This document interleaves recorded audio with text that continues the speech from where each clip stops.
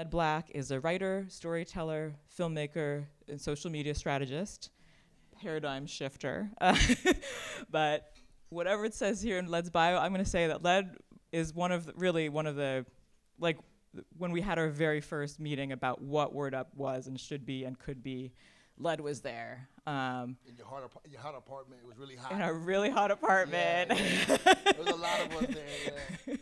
Trying to talk, well, it's like, well, the hours shouldn't be all day. Like, limit it, keep it sustainable, keep it beyond the month if you can. And I mean, some of those wise words have stuck with me. And so I'm really grateful that you are moderating the conversation tonight. Because you have, through Led's blog, Uptown Collective, reaches a lot of people. And our author for the evening, Paola Ramos, is an author and Emmy award-winning journalist.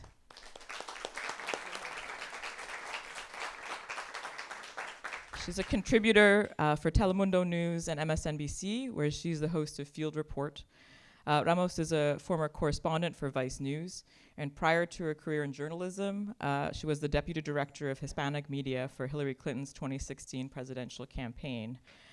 Political appointee during the Obama administration and served in President Obama's 2012 re-election campaign.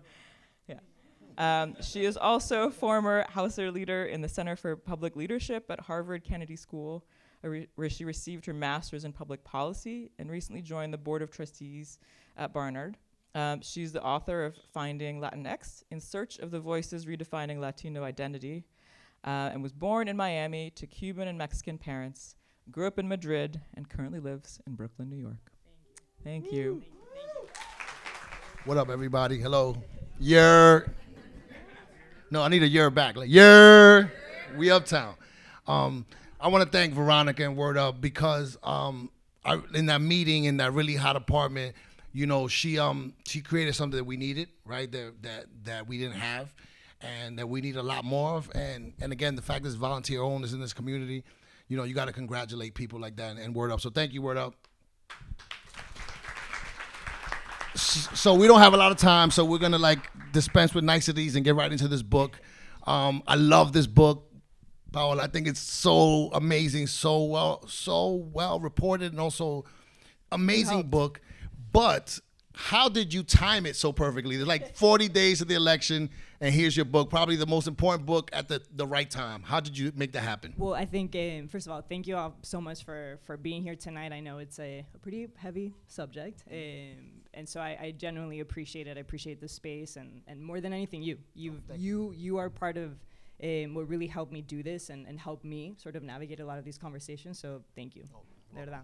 The timing, that was one of the conditions that I had for Pantheon. I said, if I'm not going to have a life for 1 year, the book better come out before the election. And it's because I've been thinking about this since 2016, since I had that sort of fancy title of Deputy Director of Hispanic Press, because already in 2016 in that campaign, I started sort of understanding that the Latino voting bloc was perhaps sending mixed messages, so much of the theory of change of that campaign was based on this idea that in the face of someone like Donald Trump, the Latino vote would be the story, that would ensure that someone like Hillary Clinton would make it to the White House. That's what the polls said, that's what the survey said, that's what all my bosses told me, to the point that I remember the day of the election, that's how delusional we were. Everyone was talking about their jobs.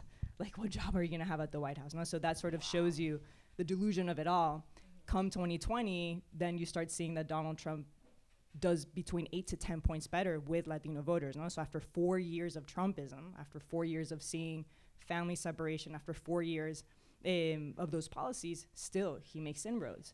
And so I knew that sort of pattern, which is still small, and I always say this, we're not gonna see a massive shift, but we're seeing something. And I knew and I predict that in, 5 weeks, 6 weeks, I think we're gonna keep seeing that story evolve. And so I wanted to have this conversation now so that people listen, and take the time. And by people, I mean the people in power. Right, I think that I've been talking about this among people I know that there's a Dominicans for Trump group out here, right? That when you have conversations in the street with regular people, not academic people in the street, they like Trump. They do feel a kinship there. and I think it's something that we should really, be wary of. But why defectors? Because on my page, I get so much hate from the Trump supporters, right? Yeah. And I get a lot of hate, and I want to call them other things besides defectors. Why defectors? But defectors really pisses people off. I mean, I've done some interviews so far where they've been like, "You're so judgy, why that name?" Okay, so the word itself, defectors. It is the act of abandoning a presumed loyalty, and so it's kind of a play of words, The idea has always been that Latinos were always loyal to the Democratic Party, that innately we were progressives. So much of the sort of linked fate phenomenon was based on this idea that just like black voters, that Latinos would sort of model the same behavior, This idea that our sort of backgrounds and our immigrant stories made us this united voting bloc. The idea of defection was an anomaly. But then you see throughout history, we have been defecting for many years. And so we're sort of facing this moment where someone like Donald Trump is getting at least 40% of the Latino vote, right? As he's promising mass deportations, there's 40% of people out there, including our friends, and neighbors, that see something in Trumpism. And so the defection, we can talk about sort of the different routes, and the sort of verticals that lead someone to defect. But I think it's this idea of this Latino voting bloc that sees sort of those two versions of America, the sort of the whiteness and Trumpism, and then the story that we think we were supposed to embody. And a lot of people feel more comfortable in Trump's version of America. And so it's not a judgment, but it's sort of a, let's face it, and what is it about? And it's funny because the book is very well reported. You embedded yourself, with these Latinos who favor the right, but it's also very scholarly. And there's things that I've known in my life that I have people that do these things, but I didn't know there was terms for it. So one of the terms that blew me away was fantasy heritage. Me too. I didn't know it before. I didn't know that existed. I know my mother-in-law, my wife's mom, she's a black woman, right? But she'll tell me, no, yo soy taíno. I'm like, Taínos don't do relaxers. That's not true. That's not true. But in her mind, she'll fight you. I'm Taíno. I'm native, and I'm like, not really. So the fact there's a term for that blew me away. I didn't come up with a term. I'm not smart like that at all. This scholar Frank Perez studies this idea of fantasy heritage, and so the term itself essentially means to whitewash our origin story. To really. It's the tendency among us and among everyone really to really idolize and romanticize the sort of Spanish colonizing story that's within us. And so examples of that. I think I embody that a lot. I think so. My mom is Cuban. My father is Mexican. I grew up in Spain. I have a super thick Spanish accent. Super thick. It'll come out in a second. But so sometimes when I'm interviewing people, one of the first things they'll notice is mi acento, porque habla así como una española. And so there's some people that will say, pero es que tú hablas muy bien, hablas mejor que nosotros. I'm like, pero yo también soy de ustedes, but they don't believe me, because I have this accent. Right. But so that's the fantasy heritage, Hablas mejor que los cubanos, hablas mejor que los mexicanos. Bueno, the fantasy heritage also manifests itself in the tendency among some people to say, no, I'm Hispanic. Always sort of emphasizing and leading with that side of our history. The fantasy heritage manifests in some of the conversations I've had with folks, for instance, in New Mexico, with Juan Doñate was one of the statues that was there in different cities across New Mexico. And so there was this division between some Latinos that really identified with their indigenous roots and other Latinos that really saw themselves within the light. I'm talking about like brown Mexican men, that saw themselves but within the light of their Spanishness and their whiteness. So there was this fight in New Mexico between the Latinos that wanted sort of the Juan Doñate Spanish colonizer statue to stay alive and those that didn't. So that's another way of fantasy heritage. And then I'll tell you the most extreme way of fantasy heritage. So people like the Proud Boys are some extremists. Some of the entry points into the world of extremism, particularly online, is by even brown, Hispanic, Latino men that introduce themselves to sort of the white extremist world by emphasizing, yo soy el descendiente de los españoles, And that's what sort of allows them into that world. We can talk about where that comes, and sort of the racial dance that so many of us are constantly doing all the time. But that, man, I mean, it happens among us all the time. Yeah, it's funny because you have like sometimes Dominicans, they'll pull out like a picture, like it's from like 2000. That one white relative that was like 200 years ago. Look, and I'm like, but look at everybody else. You know what I mean?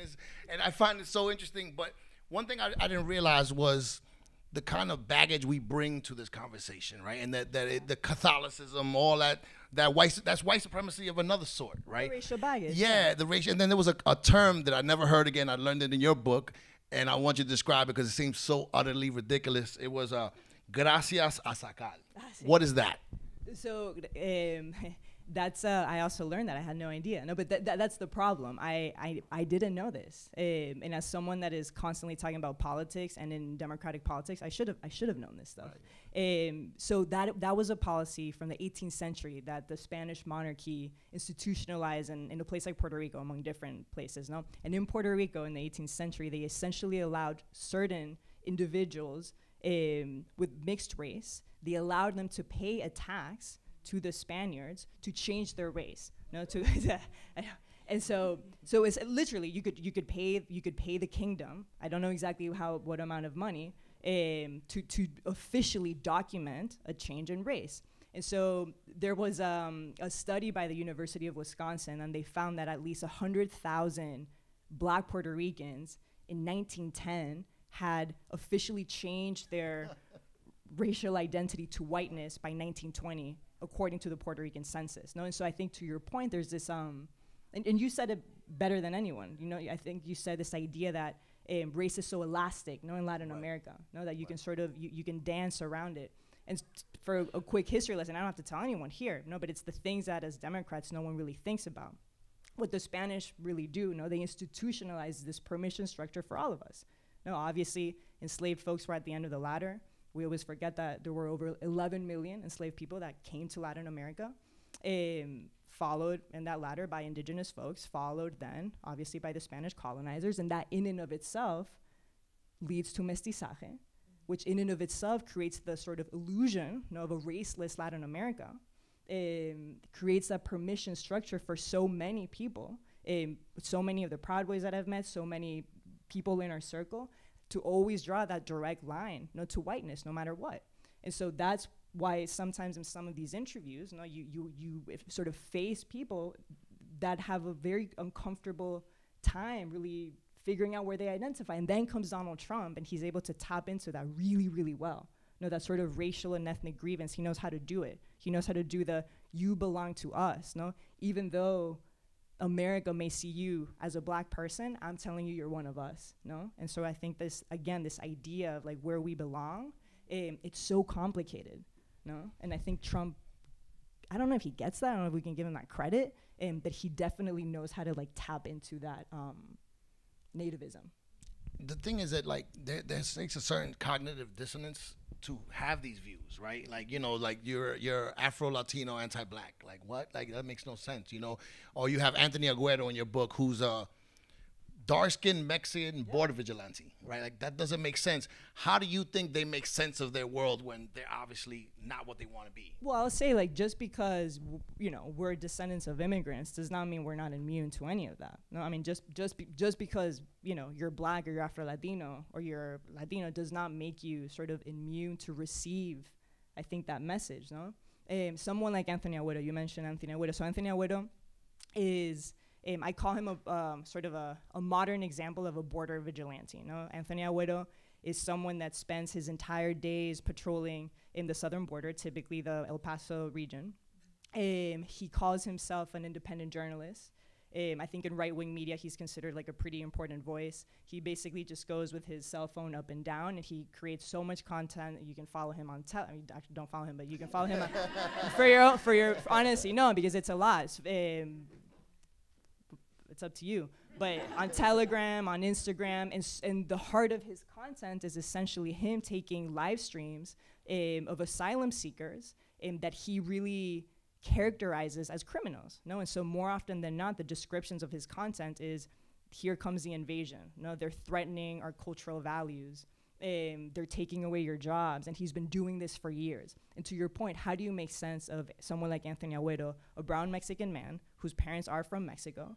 He's first generation, he has a criminal record, He's someone that has been discriminated against constantly in his life, but I think he's an extreme example of sort of the larger pattern that we're seeing of how we've shifted as a community. You know, we're talking about a Latino community where now it is third generation Latinos that are the fastest growing segment within us. No? And so what that means is that as a voting bloc, most of us are US born, most of us are under the age of 50, most of us consume content in English, talk in English. And so I think Anthony is a reflection of someone that seems completely distanced from this sort of immigrant story and immigrant background, and at the same time is so afraid of the idea that sort of los gringos, no, will always see him as this like perpetual foreigner, no, or will always see him as one of them. And so anything he can do to prove that belonging can really radicalize people. And you break down the reasons like into three pillars, right? It was tribalism, traditionalism, and trauma. Can you break down what those three mean? Yeah, I think they're sort of the three segues. And again, it's a conversation, no? So this is based on some of the reporting. I think we can all come up with many different reasons why this is happening. The way that I made sense of the reporting that I was doing, no? How do I make sense of the border vigilantes or the Christian nationalism, or the sort of homophobic slurs that I was hearing in the transphobia, and so or the communism sort of message in the propaganda in Miami. So I sort of came up with those three buckets: the tribalism, trying to understand, to your point, the sort of racial baggage that we carry from Latin America, and the colorism, and how it's so hard, I think, for us as a community to really talk about that. The tribalism, that was that, then the traditionalism, really trying to understand the weight of colonialism, no, and sort of the way that shapes our moral compass, no? And I'll talk about that in a second because there's new polling that came out that's interesting. And then the trauma is the political trauma, no, that so many of us carry from places, from anywhere, no, from unstable, quote unquote, democracies, and then come to this country. And I think the Democratic Party believes that if you just cast Trump as a dictator, that's enough, no, to scare people away. And it's not, because we have a very complicated relationship with these forms of government, no. And at times when democracy feels messy that way, you shift to the strongman rule. And so that's kind of how I figured out those three pillars. One of my favorite characters in the book is Isabel. She's Dominican, so of course it's spelled Y-S-A-B-E-L. Right? My wife's name is Eileen. She actually spelled it the right way, but Dominicans tell her all the time that it's not spelled the right way. But it's funny because I know Isabel, I know her because I don't know her, but I know her, right? I always tell the story, and it's in the book. Yeah, I can see that. When I was a kid, I got into Malcolm. Malcolm was my gateway, into finding out about blackness. And so I was very militant as a kid, and it was fight night in my house, big night. My dad and his friends would hang out. And one of my dad's friends, he's a black man. He's Dominican. He's black. And he's talking about one of the fighters. And he keeps saying, look at the black guy, mira el prieto. Mind you, the prieto is actually like way lighter than him, right? So I say, mi hermano, usted es prieto. I said, you're black. He goes, no, yo soy blanco oscuro. He said he's dark skin white. And I'm like, that don't exist, right? So Isabel was that person. Can you describe that? Because she was in the salon. Can you describe that salon? Like, because in the book, she goes, I'm Hispanic. Someone was like, you're black in the background. You're saying it for me, and that's exactly what happened. No, it was the blanco oscuro moment. Yeah, I mean, I walked into her hair salon. I already knew that she was a Trump supporter, no? And so I wanted to talk to her about what was driving her towards Trumpism. She voted for Trump in 2016. Will vote for him again. She's Dominican. And so, as we're talking about everything. She was one of the biggest things in her mind was during the midterm elections. The Black Lives Matter movement was something that was really, in her own words, driving her crazy. She was really scared about the idea of like BLM. She was really scared of, sort of ensuring that her store was always closed. And so I think that my interpretation was that Republicans in the midterms really exploited that fear brilliantly, no? To the point that someone like her loved Trump, not just because of how she told me that he's good for business, but precisely because of the way that he criminalized black people, no? And that really resonated with her because, to your point, her identity was built vis-a-vis that, no? And so I think in a way that made her feel different, right, no? Because she was always like them, no? Anyways, and so we're talking, And one of the questions towards the middle, no, once she warms up to me, because of course she was skeptical, I say, how do you identify? Me dice, soy hispana. And then her friends are, you know, they're in the back and they're doing their thing, and her friends are like, no, it is negra. And she laughs, and she keeps going. And I'm like, okay, she's not gonna, let me see where this goes. And then I say again, so what about your race? Like, how do you identify in that way? Dice, no, yo soy hispana. Y otra vez dice, no, eres negra. And dice, no, ser negra no tiene nada que ver con ser hispana. And so, again, no, so much of her identity was built vis-a-vis what it means to be a black person in this country. Obviously an identity that what am I telling you? You know this history more than me, no? But an identity that in the DR was always built around el anti-haitianismo, no? Right. Always built around the sort of racial dance, no? Always built around, once again, the permission structure to identify as a Spaniard, because even as I was having this conversation, one of her customers came up, and he literally told me, he was like, we'll never be like them. I was like, what do you mean by them? And he meant like the black people here. And I said, why? Because of our story with the Spaniards. And that was the point. We will never be like them, no? Because of that proximity to sort of the Spanish colonizers, that talking again about fantasy heritage sort of envelops, no? And it wraps all of that identity. But the them kept coming up, no? Right. Ellos me asustan, ellos. And that's why I titled it Them. So in a way, it's almost like it's a perfect storm, right? Because we bring the Latino colonized mind to it. Yeah. Then you have someone like Trump. And then, but I think one of the things is also the propaganda. The propaganda is in full effect. And it's weird because I have a friend who, for the last few years, you know, he hasn't been here. He lives in DR. He's not really like connected, doesn't read, but he was just giving me right-wing talking points when we talked about this stuff. How is the propaganda getting to them? Like, where is it coming from? I mean, the propaganda works because it's based on fear. No, and I was even thinking about the debate today. You know, like so much of this election will be dictated by, it'll be abortion. Obviously, the economy will overshadow everything, but it'll come down to what will mobilize more, immigration or abortion. No, immigration is the only thing I think that the Trump campaign has, because they've figured out that fear is truly mobilizing people, and it's the only element that can perhaps reenact that 2016 moment, build the wall. And there's a reason why they're talking about it nonstop. And so when you understand that so much of the talking points is now there's an invasion and they are taking your jobs. No, in 2022 it was about crime. I know, but it works. No, now in 2022 it was they are storming into your stores. No, the they. And then when you understand in Spanish language media, no, sort of tracking mis and disinformation is already extremely hard in English.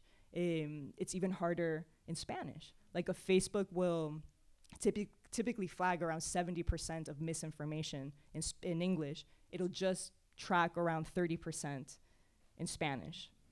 And then on top of that, as trust is so important for us, no, as a community, who we trust. We're not just listening to the Jorge Ramoses of the world. I'm kidding. I had to do that. I had to plug. You had to do plug. I totally did. No, but honestly, we're not listening to just two people. No one's watching that newscast right now. But no one is listening to newscasters just here. We're also getting information from Latin America. No, so many of my conversations during COVID were around the vaccine, of course, and who do you listen to?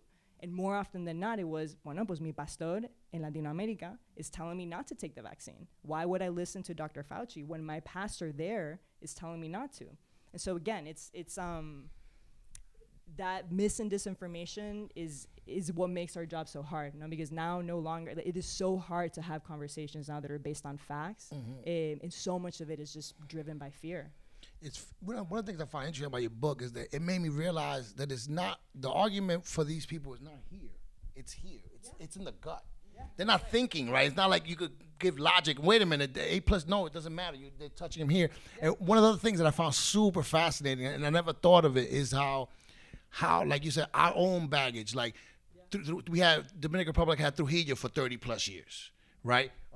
Somoza, you had Allende, not Allende, Pinochet, right? You had all these dictatorships in our countries, in our history, that kind of makes us like, more willing to have a strong man here, a caudillo here, you know what I mean? And it kind of almost prepared us for it. Right. Can you talk about that a little bit? Yeah, I mean, what's funny about that is that the Democrats think the opposite, no? They think that because so much of our history is intertwined with caudillos, no? And with Trujillo y Pinochet, that precisely because of that, Donald Trump will really scare away so many Latinos. And that's why, like, the messaging in South Florida and in Texas is, in the sort of posters, it's Donald Trump el dictador, no? Donald Trump el caudillo, while Republicans do Hillary Clinton, Obama, Kamala, la comunista, no? So that's sort of the play. It's la comunista y el dictador.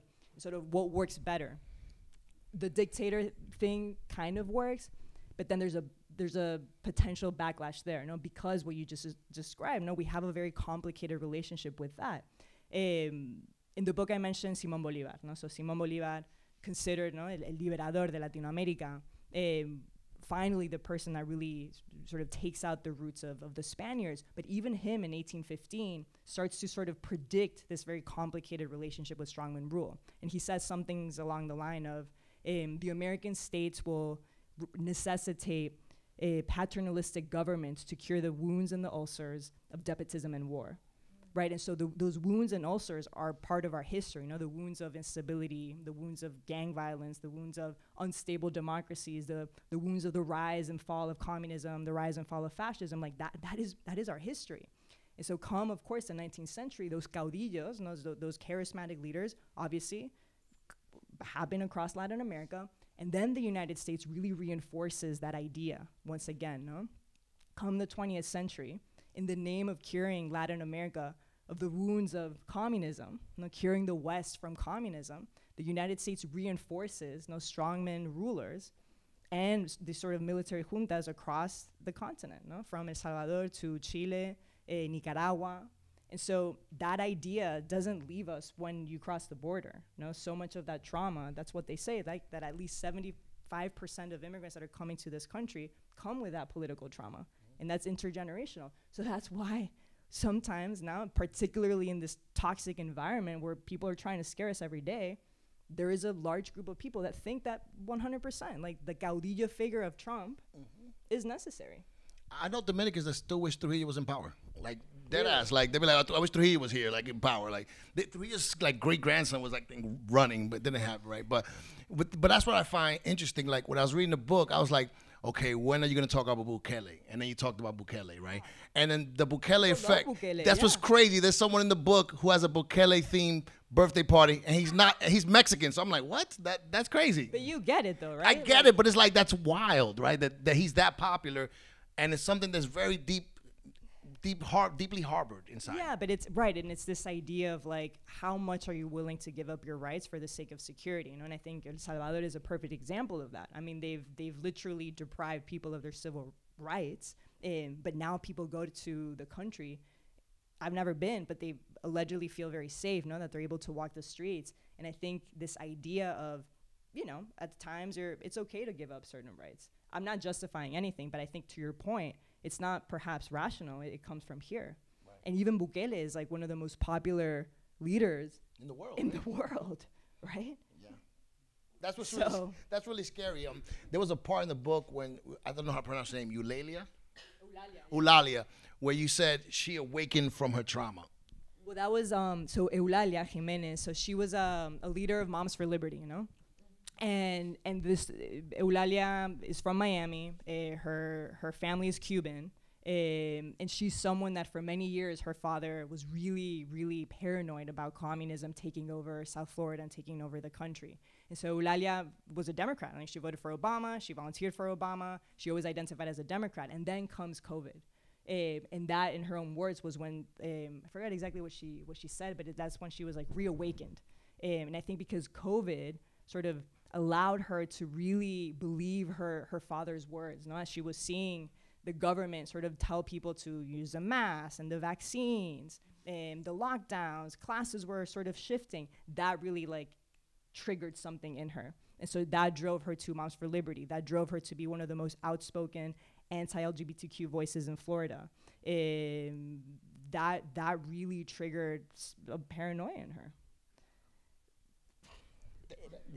I know. No. I mean, I can keep going about Eulalia. No, like, but it's amazing, the trauma. Like, but it's all infused, to your point. It's like the mis and disinformation, right? I think the paranoia of communism, particularly in a place like South Florida, never leaves, no? And so I think that's become the foundation of all these other conspiracy theories that feed off that paranoia. No, that paranoia is then what makes someone like Eulalia believe that 100% the big lie is true. Now that 100% the insurrectionists were okay to storm the Capitol because communism was infiltrating the Capitol, which is what so many insurrectionists told me. No, that's what drove them to the Capitol that day. And that paranoia is what drives someone like Eulalia to Moms for Liberty, believing that communism is what's indoctrinating her kids to be gay, right? So that political trauma, which is very unique to us, is very hard to tear down. You know, it's funny. I remember the quote from John Leguizamo. He said, Latinos for Republicans is like roaches for raid, right? And I think that's super true, you know. And the thing is that, like, but we also have to say, like, for example, I put a lot of stuff on. I'm going to make a confession here. I like to troll the pro right-wing Latinos. I try to do it. What's your strategy? I just really try to, like, you know, like there's a picture of Selena, right? And it says Latinos, and then the lady that killed her is Latinos for Trump. So, you know, I like to feel bad for that woman. But I like to go at them. You know, I really enjoy that. Like I said, then I get mad at the same time. But I think also something has to be said that, like, a lot of times I'll get accused, and I'm sure you do get accused of being like a Democratic agent if someone's paying you to do this. But it's funny because you had a line in the book that just really summed it up for me. You said the Democratic Party has failed to see Latinos in their totality. That's so true. So, I mean, like, a lot of it is the Democratic Party's fault, right? Like, I was so happy that Biden dropped out. You don't know how happy I was. I was like, this muerto is not going anywhere, right? But, you know, Kamala has not really, you know, there's a genocide going on right now, right? Yeah. That she doesn't want to talk about. She keeps saying, ceasefire. Well, just stop sending weapons, right? Like, let's be real. So but the right-wing Latinos don't blame her for that, right? Like, so my question is, Can I ask you a question first? Yeah, I'm playing now the report. Sure. Have you seen any inroads at all that she's made here compared to Biden? I think she's made inroads for sure, but I think that it's inroads because people know to vote against Trump, right? So it's not Trump. I'm going to vote for her, but I think that when you start asking the questions of her, right? Like, hey, what about this? You know, when she tells you, hey, I'm pushing for a ceasefire, that's meaningless, right? We know that, right? You don't send the weapons. Like, you know, and that's the thing is you're lying to me, right? So I think sometimes the Democratic Party has done a lot to push people away. Can you talk a little bit about that? Yeah, I mean, you explained it perfectly. I think I will say there's a shift that's happening now in this election, right? I think at least when I was working for the Obama campaign and for Hillary Clinton, it literally was like 4 months before, if you were lucky, that people would really think about the Latino vote, right? And they would knock on the doors and they would do, you know, the interview with Telemundo check, interview with Univision check, El Gordo y la Flaca maybe, and then and then they were like good to go. And I'll never forget in 2016, like literally 2 weeks before the campaign, and telling one of my bosses, like, I think she needs to do one more thing, no, at least. And I remember perfectly, they were like, no, we're good. Like, she doesn't need to do anything else. And she had just done El Gordo y la Flaca, so that they were like, that for sure will win the vote. I know, can you remember? Yeah, right. But that's how confident we were, no? I think the difference now is that both campaigns have started campaigning at least a year plus before. They're more nuanced, at least in terms of the messaging, no? They're not speaking in Spanish anymore. They're doing the English ads. They're doing the radio ads. So that's different. But I think you're right. I think the hard part is to distinguish how much of that rightward shift, which is real, but then how much of that is also based on this like disillusioned voting bloc. No, you mentioned Gaza, 100%. That's part of it. I think of all the mixed status families in Nevada and in Arizona that really voted for Joe Biden in 2020 precisely because of the way that the Democrats were able to distinguish themselves from Trump, no, in terms of cruelty at the border and the comprehensive immigration reform. Now they've flipped the script. They never lead with comprehensive immigration reform. They lead with border security, no? They lead with safety. And I have noticed that there's a lot of like disaffected voters that are truly considering not to vote for her, or they will vote for her out of fear of the mass deportations, no? Right. And so it's how much of that is, again, the sort of true loyalty to Democrats versus just being pushed into it. So I don't know if you want to make predictions, but I'm going to make a prediction. What do you think? I think Trump is going to win. No way. Yes. I don't want him to win, but I think he will. In 2016, he won with those white people that never were polled, right? And they came out and voted. And I think you're going to be surprised how many Latino. I think Latino is going to be the difference maker. Unfortunately, you know, I do think that there's enough of us to sway it, and I think we're going to rule the day we did that. But I think it's going to happen. You don't agree? Well, can we do a raise of hands? No, It's not what you want. It's what you think. No, what you think. What you think. Who think Trump's going to win? Yeah. You could. Who thinks Kamal's going to win? Who thinks? Yeah. I'm with you. Yeah. So what do you think? No, I'm with you. I don't know. I mean, I think the national. First of all, the polls are all over the place. No, sometimes she's 6+, he's 4+. At the national level, she's doing incredibly well. But then when you zoom into like the Nevada and Arizonas of the world, it gets trickier. So I genuinely don't know. It does feel kind of like 2016 in that sense. Like you Deja just said vu, it. yeah. No, a little bit. And I hope that I'm wrong, not because of anything, but just because. It does feel like there's a lot of momentum, no, and there's confidence again. But you're right. Like I worry about those folks that aren't really telling the truth. But I do think people feel a certain level of permission to now say what they want to say. So I'm not so sure that I believe that there's closeted Latino Trump supporters anymore. Well, I'm saying I just think that they're being polled, right? So it's like the guy on the street. That guy's never voted before, right? Yeah. And if he goes to vote, you're going to be surprised the outcome. I really do feel that way. I think that, and it's funny because like on social media, right? You had some people that were Latinos. They were kind of like they were Trump supporters, but they never really came out. You know, they were kind of like closeted Trump supporters. And then when they thought they had it in the bag, right? We're gonna beat the muerto, right?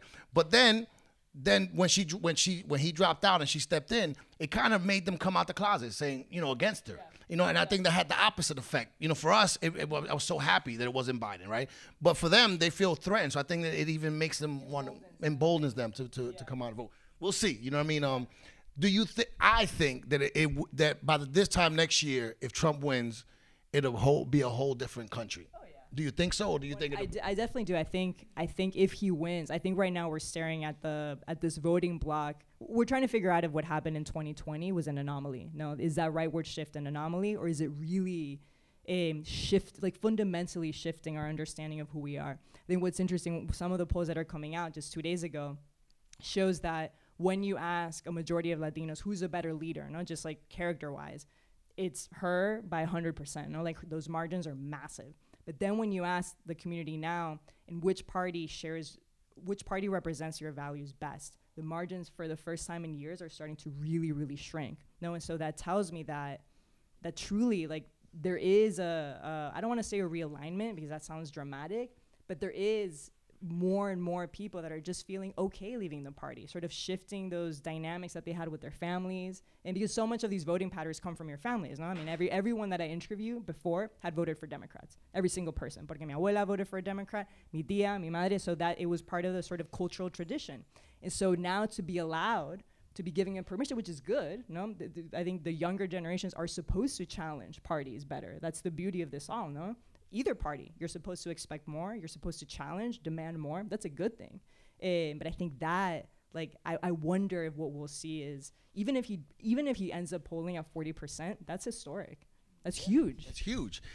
And one of the guys I thought was really interesting was Enrique Tarrio of the Proud Boys, right? He's Afro-Cuban, and he leads a white supremacist organization, right? And I just thought that I could never...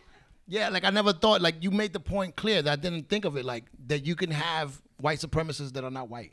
Oh, yeah. Which I never really thought of it, like, yeah, that's true. Well, yeah. I mean, that's the point of the book. But it's funny. So he wears a shirt that says RWDS. What is RWDS? The death squads. Right wing death squad. Squads, right. yeah. So that's a Latino wearing a shirt that says right wing death squad. Like that to me is mind blowing. Okay, so everyone knows Enrique Tarrio at this point, right? So the former chairman of the Proud Boys, Afro-Cuban, Afro-Latino. I met Enrique in 2018. So already when he was a Proud Boy, but still not when he was like truly feeling the power. No, I think back then he was like just stepping into that circle. He was in the midst of shifting. My first impression of Enrique Tarrio was that he was actually someone that never really fit in anywhere in Miami. He grew up a couple blocks away from me. to be a Black Cuban in the privileged bubble of Miami is hard, is very hard.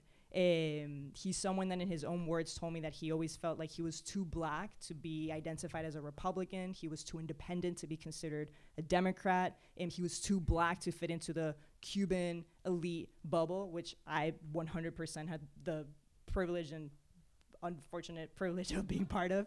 And so in the Proud Boys, Enrique Tarrio finds kind of what he never found in Miami, which is not just a community, but a lot of power, to go from this guy that's just like drinking coffee in Versalles to being praised by Donald Trump and Roger Stone and Ted Cruz. Like, that really gets to you. And so he sort of took that power and ran with it, right? When there's a group of white men that are telling you and rooting for you, particularly white men that understood something super important, which is here's this Black Cuban that can shield us, that can really protect us from everyone that's calling us racists.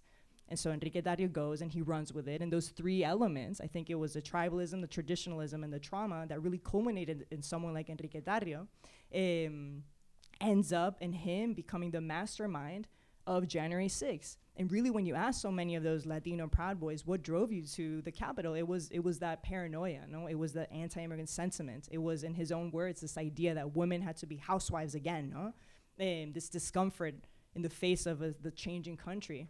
But what's interesting about Enrique then is, and I think that's kind of the end of the story here, that power is very tenuous, it's not real. Because when Enrique becomes like the voice of the Latino Proud Boys and the voice of the Latino Trump supporters. But when Donald Trump loses, when he doesn't win the Latino vote, one of the first things that the Proud Boys do is they break up with Enrique Tarrio. They're like, this guy's a loser. And Kyle Chapman, was one of the leaders of the Proud Boys, he says, literally right after the election, he says, the West was built by white race alone and no one else, and we owe nothing to any other race. And he breaks up with Enrique, and now Enrique's in jail. So that just, it shows you, but it shows you how tenuous that is. And that is sort of a pattern with everyone that I talk to, You can agree or disagree, but everyone comes into it kind of the same way that Enrique did, which is finding belonging, trying to fit in. That maybe takes you to the Proud Boys, to a church, to a form of extremism. But there's somewhere along the way where you look back and you understand that was never me. I wanted to be that, but they never wanted me. It's funny. There's a Black woman on Instagram that always does this thing where she sings and she goes, the lepers ate. I never thought the lepers would eat my face. You've seen that before, where she's like, and that the lepers ate his face, right? Like, you know what I mean? So there's also Raul, I think the name of the character was, who was a border agent, and then he finds out, he didn't know who he was. He was undocumented himself. And then he gets thrown out of it, and now. Same thing. But I think his story was he actually evolved, right? He's in the process of evolving. Yeah, Raul was a border patrol agent for many years, and having that uniform was the thing that gave him so much pride. That gave him more power than anything. And when he had to take off the uniform, when he finally finds out randomly that he's actually undocumented, one of the first things he told me is none of my quote unquote friends ever talked to me again. And then as he was doing a little bit of the self-discovery, he realizes that not only is he Mexican, but he's Black Mexican. He realized that he comes from this like Afro-descendant families, and he starts to do research on his own family. And I'm not completely sure that he's fully I think he's figuring out what that means for him. But I think that's the point, to be open and curious about your identity and be able to define it on your own terms, and not in the terms of the Border Patrol or in the light of anyone else. So I think we have to start wrapping up soon, hopefully not, but what can we do, like us here, what can we do to change this dynamic, or can we? Is there anything we can do? That's your job. You tell me. No, but seriously, but I think you're doing it. I think having these, I wish I would have had this conversation a long time ago. I think for me, writing this book, I learned a lot about myself, a lot of my own colorism, I learned a lot about like my own shame in terms of like coming out and why that took so long. I learned a lot about my own fantasy heritage, and so I wish stepping into politics and even into the world of journalism that I would have been better equipped, to have these conversations. And I'm still evolving, and I still need, we all need to evolve together. But I think it comes down to the very simple lesson of it's very complex to be a Latino voter in this country, And I always beg the Democrats to have the curiosity to learn and not to be so scared of that 40%. Like, take the time and care to understand why, to understand the defection, no? Right. It's one of these books that I really like. I had to read it more than once, just because it was so deep. Like you said, it makes you think about your own things, and it puts it in perspective in a way that I didn't really understand. But I don't know if we can. Yeah, I don't know if there's, like what I'm saying, that I think that it's too high of a barrier. I think Latinos are locked in, some of them, and I think it's enough of them to make a difference. And I feel that we're headed to a right-wing dictatorship, brutal right-wing dictatorship. Yeah. I mean, that's just my opinion. No. What do I know? No, you know. I mean, you're on the ground. You're the one that's having these conversations many times a day. So that is alarming to hear that. And I also think that, like, when I talk to people, and this is gonna sound crazy too, but I don't think that a lot of people know the history of white people in this country, right? And how vicious they have been with other people, right? Like, you know, putting smallpox in the blankets of the Native Americans, right? Lynching just stopped maybe 50 years ago, right? There was a lynching in Fort Tryon Park like 2 or 3 years ago. People remember that, right? So I just think that there's this total lack of history among our people. So that's just what. So I think I might be a little negative on it, but I don't know if we're gonna come out of this the same country. How you going like that?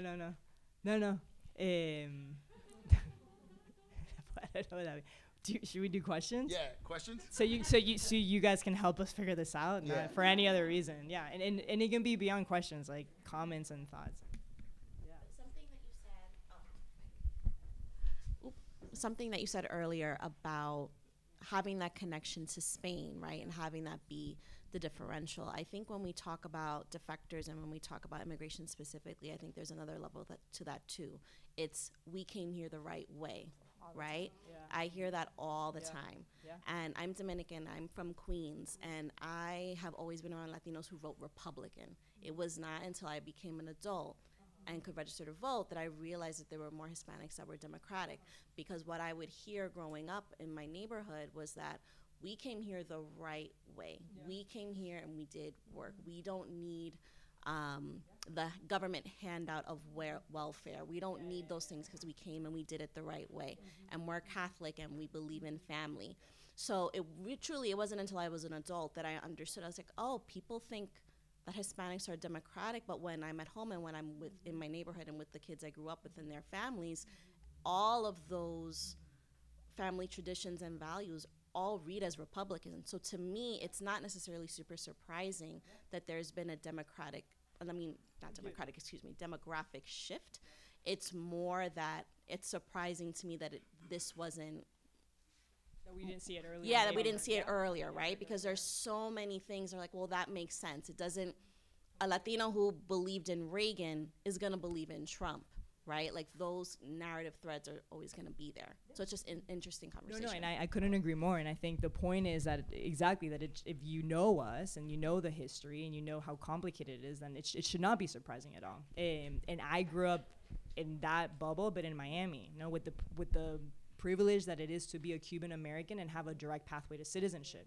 And that really shields you and gives you absolutely no perspective from 90% of other immigrants in this country. And so you're right, like it's all, the story changes so much, depending on where you are. Real quick, did you scream at your TV like I did when you saw Anuel and Nicky Jams? Paola, I know that you've been on this book tour. This is actually, I went last week to the one in Seaport, came back, because one of the reasons why I came back is that obviously I'm really interested in this conversation, and you've already done a few of these already. In each conversation, I know we haven't wrapped up this conversation yet, but has there been any specific topics of the book that have been highlighted in the different regions that you've been? Yeah, I mean, I think here, okay, so I just got back from Miami. So in Miami, the issue of socialism was like the core of the conversation, and how do we get past, and how do we help our family members differentiate between sort of the facts and the mis and disinformation, no? Which is a battle that we've been having for many years. And so yesterday, or 2 days ago, that was a conversation. Like, how do we move past that, and can we move past that? No. Then I went to St. Petersburg, and the audience was mostly like white Americans, and there was a lot of, I would say it was 80%, and there was just honestly like a lot of curiosity around like understanding us and the dynamics, no? And really helping them understand like what's happening, no, and the why. And so it was almost going back to like the basics, and it was great. Here we're talking about race. We're talking about a lot more complex things that I have not. I mean, you were there in the first one in New York, no?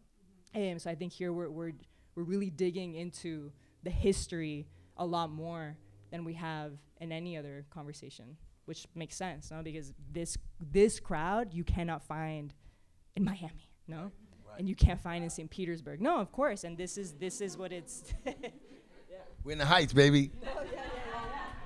But this is what people need to be listening to, yeah. The book just talks about Kamala and Trump, but in your conversations and thinking of the whole Free Palestine movement, has there been any discussion around third-party excitement or?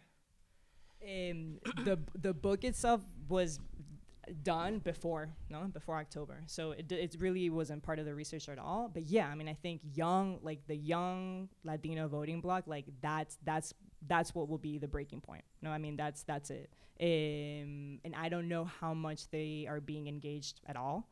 The disillusionment is 100% still there. I personally have not heard a lot of, but again, this is like my microcosm, and this is a very small world of what's happening. I haven't heard that, but I wouldn't be surprised if after this election, if things continue to be the way that they are, that people will be seriously considering that. But I'm curious to know what you guys think about that. I mean, yeah.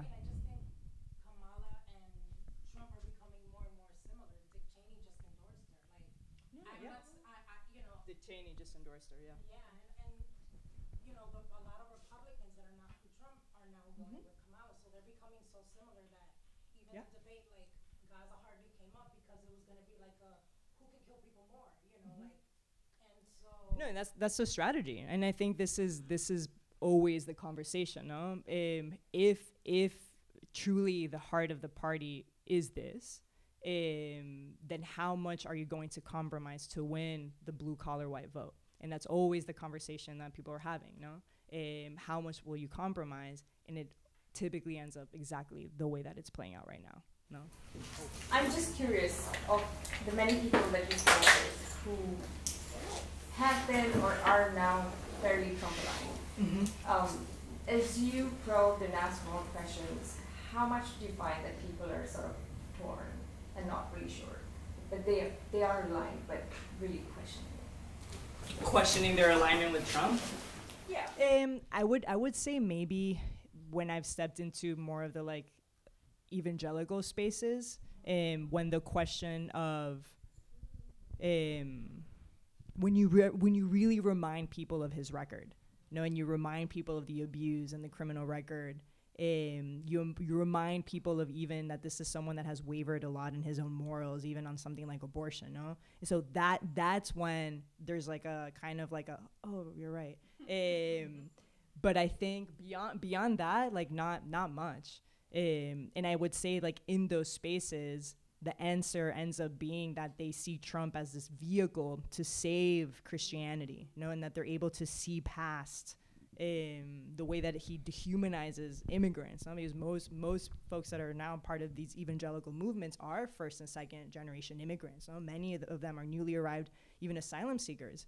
And so it always ends up being like how can you vote for someone that is literally insulting your own people? And it ends up being like they can see past it, no? Because they see that Christianity is being so threatened. That he's kind of like a savior right now. But beyond that, I see a lot of pride in every single person I talk to. Yeah. Realistically, if Trump does win, it's his second term. He's out.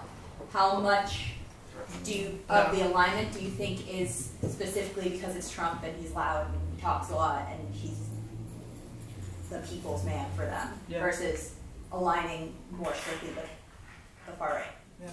I think we're about to see. Also, I'm not sure he'll leave. If it's his second term. Yeah, for sure. But if he leaves, I think it's a deeper thing. And I think to your point, I think the idea that people are feeling so much more comfortable saying that they're for mass deportations and for building the wall, and they're so comfortable flirting with the idea of Christian nationalism and more comfortable like insulting trans people and more comfortable dehumanizing, like that to me says, to me at least, it tells me that it's like something deeper, and that there's like a bigger shift happening. And I think the polls, like I just said, like they're hinting at that. I think these emotions that he's able to invoke speak more to what you just said, which is less about like the politics and more about like this visceral like feeling of what's inside people. And I think once it's out, like how do you bring back people that are so, and again, I'm not even talking about like Republicans and Democrats, right? Like the Trump, like how do you come back from that? I don't think you really can, genuinely. So I that's my opinion. Yeah. I don't know how you I think Trump is a bell you can't unring. Right, and that if he wins again, that assumption that there's another election 4 years after that, I think that's a wild assumption. We had the first non-peaceful transfer of power in this country's history because of Trump. Like a lot of things that we think are rules are more like norms, and Trump is not normal, right? So this idea that he's gonna, it's only 4 years. No, it's a wrap. If he takes power again, I think we're gonna have to. My wife, I'm not lying. When Trump won in 2016, we got a dual citizenship. Yesterday, I picked up my Dominican passport. Like, I'm really serious. Like, I don't think this country could withstand another 4 years of Trump. That's what I feel. I agree.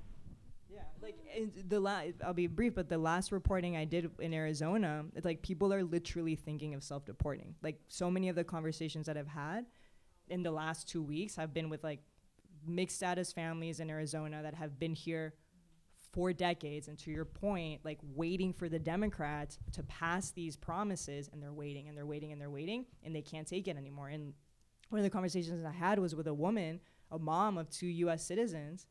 I think they're like 14 and 18 at this point, and she's literally trying to figure out like who will get custody of her like 14-year-old kid, And so it's, I mean, this is like that, and I think that's where these conversations need to go for those that do want to vote. Like if you're able to get past past the rage, which is true, and the pain, it's grounding people back in like this is what it'll look like. And again, I don't think it's everyone's job to do that. I think everyone has a permission to feel how they want to feel, but at least like there's people that are thinking actively of self-deporting every day. So I wanted to ask, because my aunt said this, which was interesting, but she said that she isn't confident in Kamala because she's a woman, but she's voting for her just because she's Democrat. And she said that she sees a man as a leader. Yeah. But because she's a woman, she's like, whatever, I'm just voting because I'm not voting for Trump. Yeah. But I'm not sure if you encountered anyone or people that thought the same way. Mostly men, honestly. I haven't, I encountered a lot of men, and to this day, that really question or feel extremely threatened by the idea of a black woman in the White House, and feel very threatened of the idea of like trans and queer people changing the gender norms and changing everything, and like that 100%, women less so. I get it. I'm not totally surprised at all. How does that make you feel? I mean, how do you make sense of it? I honestly didn't understand it, and then I thought it was interesting that Mexico just voted for today she was inaugurated. Yeah, and I thought that was interesting because I'm like, Latin America seems like they're shifting a little bit, that idea, but then my aunt is stuck on that. Yeah. But I can't even say much because she's old enough that she remembers marching with like the Trujillo like stuff. So she's old, like, well, she was like 5, but she's still right. Yeah, so it's not surprising, but then also I'm like, and then she's so like women need to, like, husbands suck, and like I'm not gonna do what my husband says, but then you're like, I'm not gonna vote for a leader, like a woman that's a leader. Yeah. Very interesting. I'm just like, you do you, okay. All right, y'all, so let's hear Paola Ramos and for Word Up. For that, thank you all so much.